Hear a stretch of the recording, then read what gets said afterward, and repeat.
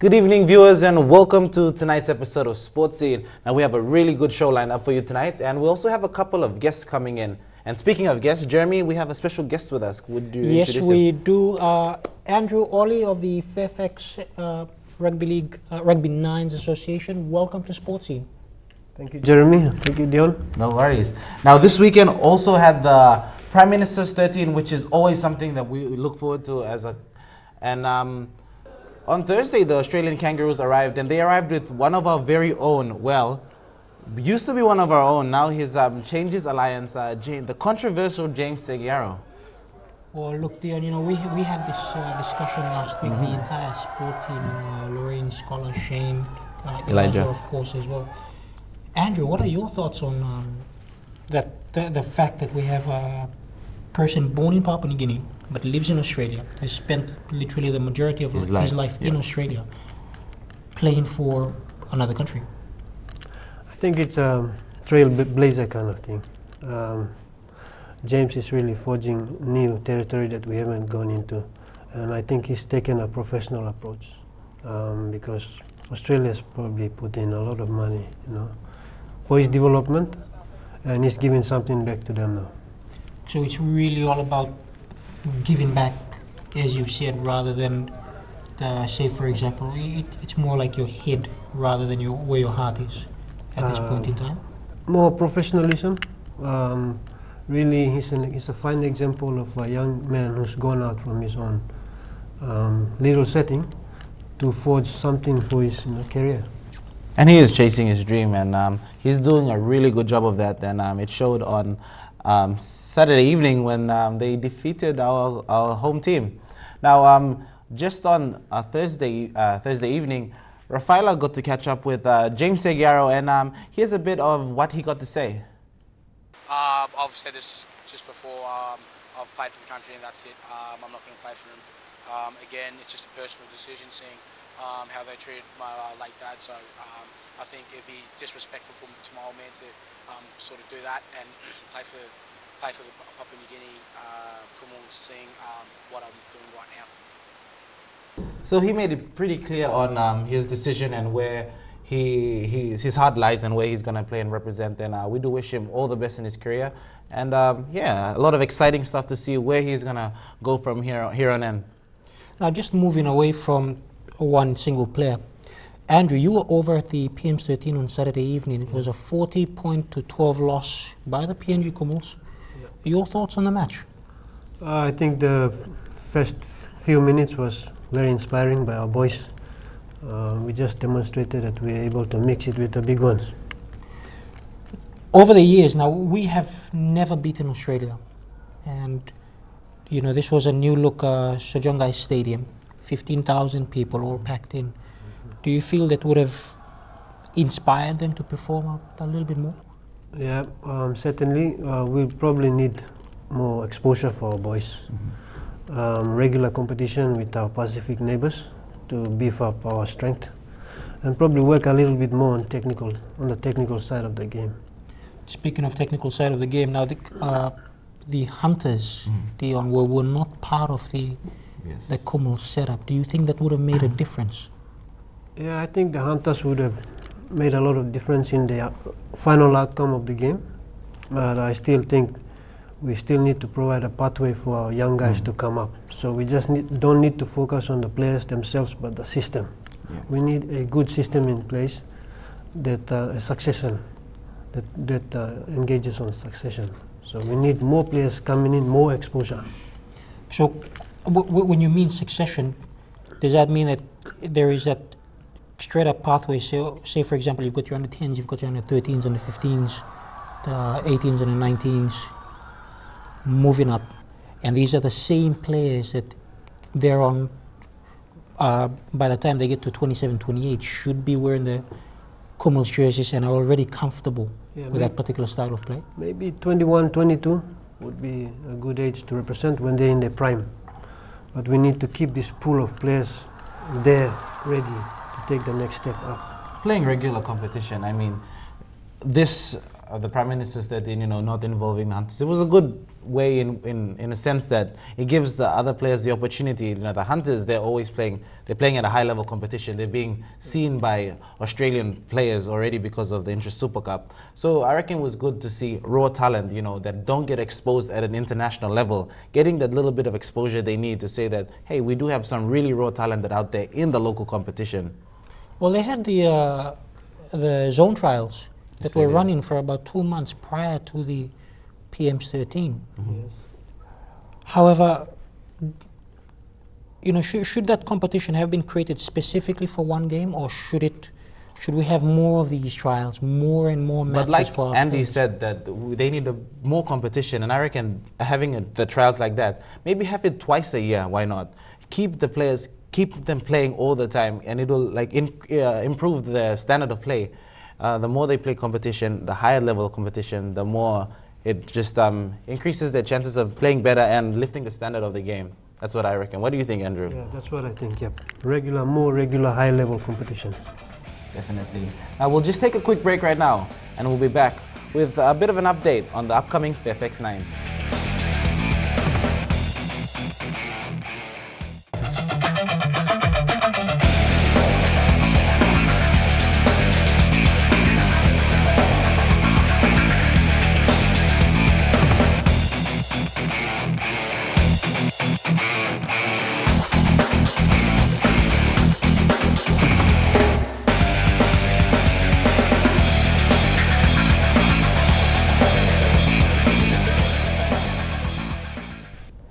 And welcome back to the show. Now, just before the break, we were talking about the platforms in which, you know, competitions, in order to, how do I put this?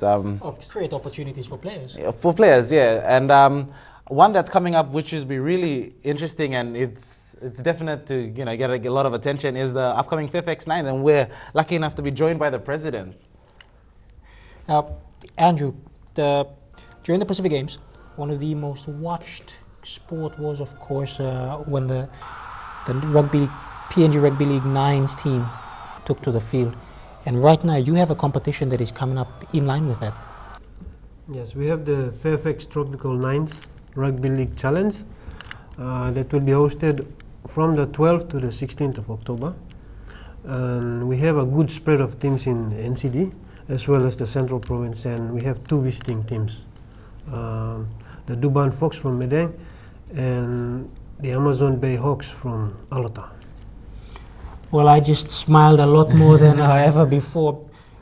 I've watched the Duban Fox play. Now, this was over in Medang for the, I think it was the Northern Nines, the Confederation Nines, and they have, Dion, all I can say is it's really exciting to watch. I mean, I think, you know, the whole country knows I don't really watch that much of rugby league, but I was there on the sidelines having a chat with David Silovo.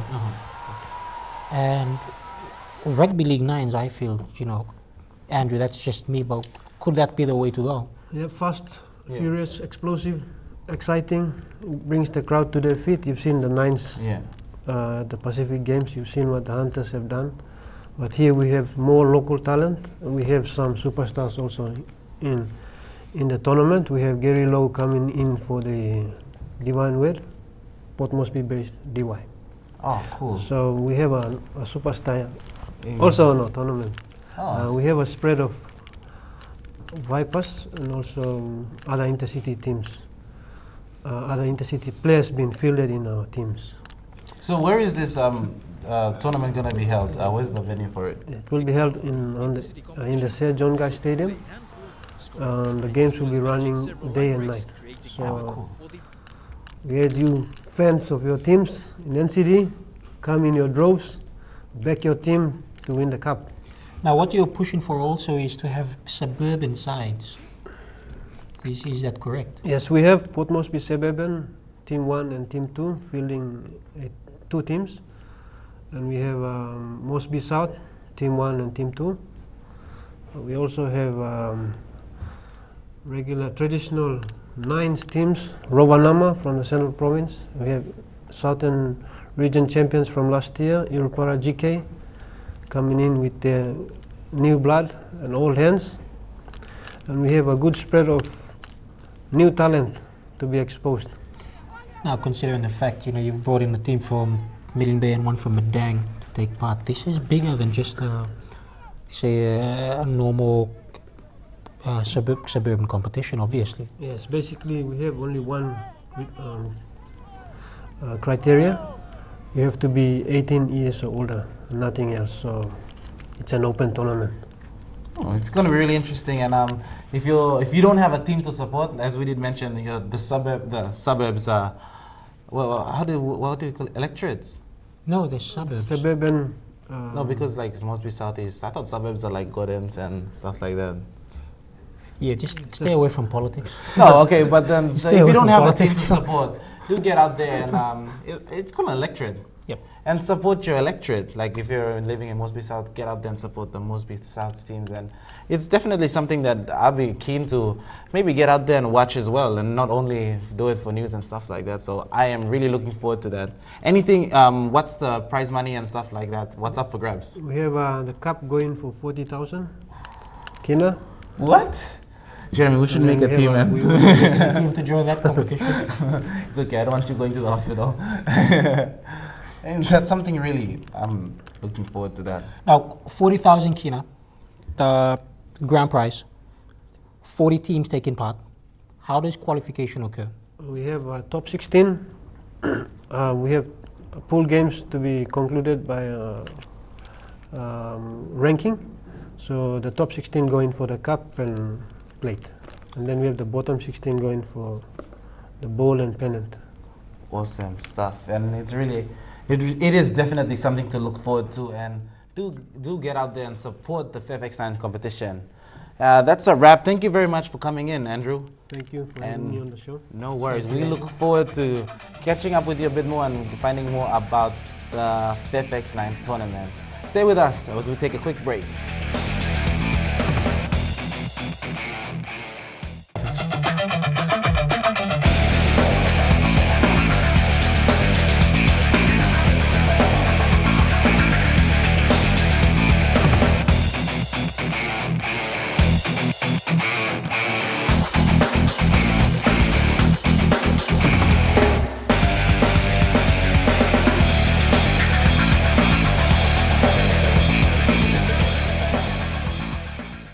Good evening and welcome back to Sports Scene. Dion's just giving me this opportunity to have a chat with two other very special guests tonight, and these include Peter Myriah, President of the PNG Taekwondo Federation. Peter, thank you very much for joining us on Sports Scene.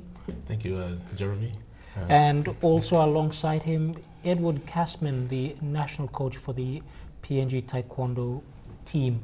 Now, the reason you're here yesterday was on Sunday afternoon, was the Southern Olympic Trials. Now, Peter, can you tell me a little bit about that? Yeah, the Southern Region Olympic Trials was the first of the regional trials that we hosted yesterday, and that was to select for female athletes and for male athletes in the Olympic divisions that Edward will go into details in that shortly. Yeah. Now, that was the first of two trials, because the next one's coming up in Kokopo, is that correct? Yes, the next Olympic trials will be in Kokopo. Yeah. And this is scheduled for? It's scheduled for 31st October next month. Now, Edward, Peter did mention divisions. What is the difference, or is there a difference, between the weight divisions used in the Pacific Games as compared to the Olympics? Yeah, what it is it's very simple. In the Pacific Games you have eight weight classes, and then you divide by 2, and in the Olympics you get 4. So very simple. Now, why is it that we couldn't use the existing national team members and just send them straight off to Rio rather, but instead right now you've created another, so to speak, trial competition, Peter? The aim is to get the Olympic selection process starting right at the regional level, so that we give an opportunity for other athletes that missed out in the Pacific Games selection to contest those weight divisions and meet the national team at the national trials. Now, speaking of weight divisions, what exactly are they, Edward? In the male, you have the under 58, under 68, under 80, and over 80. Females under 49, which Trisatona has represented us for the last 2 Olympic Games. Under 57, under 67, and over 67. Now, there are some good fighters that obviously you would have seen yesterday. Were there any ones in particular that impressed you? I know you don't really want to give anything away, but in general, how did you find yesterday's tournament? Yeah, we had a couple of upsets in the male division. For example, the 58 kilo, won by a kid that I've never seen before. He's been competing, as a junior, and yesterday he mixed it with the elder ones, and he came out on top. Very surprising. I've never trained him, but yeah, another exciting talent. And this is what the trials is aimed to do: to identify talent like that and bring them out and develop them. Speaking of talent, Peter, Kokopo, East New Britain province, we've had a very good fighter coming from that area who did perform extremely well in the Pacific Games. We're talking about, of course, Reina Penny. Yeah. Yes. Reina is one of our top elite athletes. But as you can see, he's growing off age very soon, so we need to find more of Reina in East New Britain. Yeah. Now, Edward, I was there in the the team event, which was the final day of competition for Taekwondo. Yeah. We were up against, I think it was Tahiti. Yeah. Is that correct? Yes. PNG were down. I think it was 15-1. Reina comes in. Yeah. What makes his style so different? I mean, as compared to the rest of his teammates, because we were, to an extent, losing, especially in that first round, and then he at one stage put us in front. I think it was 21-20 from 15-2 down. Yeah, what it was well, there were two issues. First, we were fighting electronic, and so a lot of our athletes are training electronic. And then the organizers of the event, all of a sudden switch and say, no, we'll fight manual chest guard. So the tactics and the skills used are very different. And when you train, you adapt. They become habits. You react to what you train with. And a lot of our younger athletes reacted with the version of the electronic scoring. Not until a lot of adamant reminders about how to fight by, fans and coaches like me. Reina and Colin started to adopt their own style of fighting, which is a normal, martial arts, full-on fighting, and that changed the game. It was very clear that our opponents identified that we were using one type of style, and immediately they would counter it straight away. So how important is versatility, especially in the sport? It's critical. Versatility is, both in an athlete and a coach, is critical. You can't just fight one way and expect that the other human being on the other side of fence won't adapt to it. Now, just moving on towards the competition that's going to be happening in late October in Kokopo. Do we expect to see a lot more people like Colin Cockin and Reina Penny? Yes, definitely. New Guinea Islands has always contributed a large number of raw talent to the national trials in the past, and we are expecting a lot of participation from the autonomous region of Bougainville, New Ireland, West New Britain, and Manus, including East New Britain.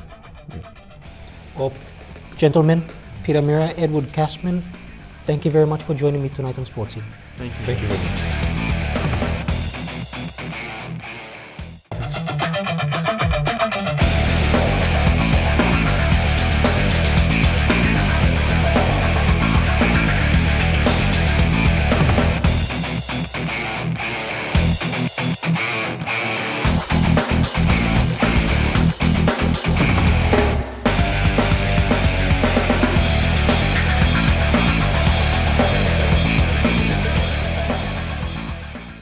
Welcome back to the show. Thank you very much, Jeremy, for that. A lot of exciting stuff happening there in Taekwondo. Now I'd like to welcome Scholar Sengi. Thank you, DM, for having me for Sports Scene tonight. Now, Scholar, the grand final for the AFL happened over the last weekend. Yes, we had the women's grand final as well as the men's reserve and senior men's over at Murray Barracks. How was it? It was awesome. Got to see like lots of AFL fanatics get out there and support the team, so it was good. I saw that it was pretty packed over it was at the Murray Barracks ground, wasn't it? Yes, it was. And last year's champions were the Tarama Suns. Yes, in the senior men's division. And what happened this year? The Kobanis just snatched the title away from them in the dying seconds of the last quarter. So in the last quarter they took over. Yes, they did. So their fans must have been just excited.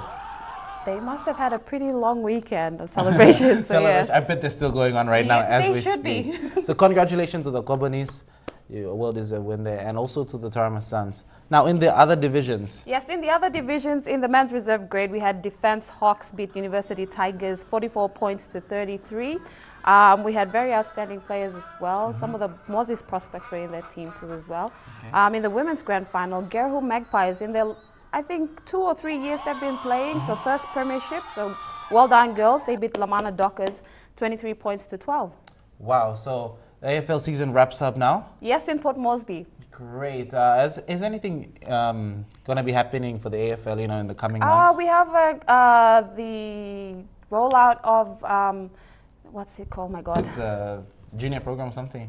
Yes, the new kick program. Okay. Term 4 coming up this term. So if you're out there and if the school's taking part, give us a holler and we'll be there to cover it for you guys. Awesome stuff. A lot of, AFL's really moving up. Yes, it is.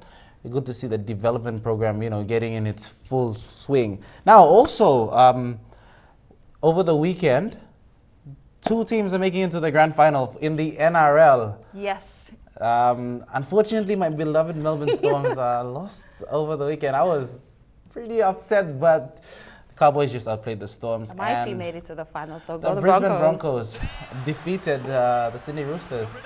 And now, if you didn't notice this, all the teams that lost this weekend lost to Queensland teams. And 12 points. Yes.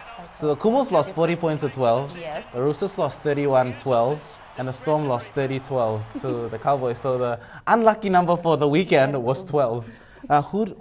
You're a Broncos supporter. I'm a big Broncos supporter. What do you think the scoreline will be for the grand final? Well, if it's 12 over the weekend, I'm guessing a 12-point margin again. Okay, just quickly, so you think that the Broncos are going to win? We sure will. Okay, now just really quickly in the Rugby World Cup that's yes, the Rugby World Cup too as well. Just give us the results that happened over the weekend. The results for, when was it? There we go. Okay, the rugby results. In Pool A, the matches, Australia defeated Uruguay 65 points to 3. Now that's thrashing. That was a big thrashing too as well. And then in Pool B, we have Scotland defeating USA 39 points to 16. In Pool D, we had Ireland defeating Romania 44 points to 10. Couple of smashings yes. there. Now in coming up will be Tonga takes on Namibia, Pool C, Wales take on Fiji, France take on Canada, and New Zealand take on Georgia. So that's all happening. Rugby World Cup this week. Thank you very much, Scholar. No worries, that brings us to the end of the show. Thank you very much for keeping us company on this episode of Sports Scene. You have a pleasant evening. Good night.